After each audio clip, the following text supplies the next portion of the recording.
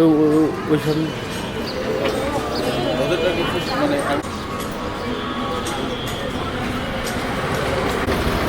দেখা বেড়ার দিচ্ছি আমি সরো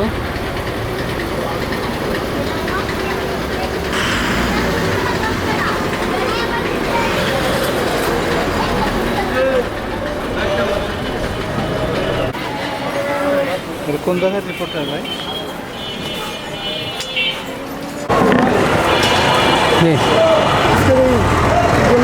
রাত্রে বজরের সময় আমরা এসে দেখছি যে এটা পুরো ভেঙে দিয়ে গেছে।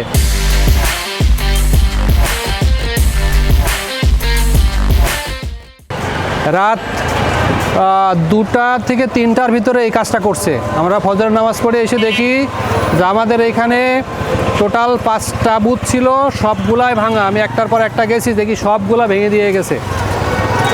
ঠিক আছে, এটা আসলে নির্বাচনের জন্য এটা লেভেল প্লেইং ফিঙ্গারে এটা খুব একটা বাজে জিনিস হয়েছে। এটা কারণ হওয়া উচিত হয়নি।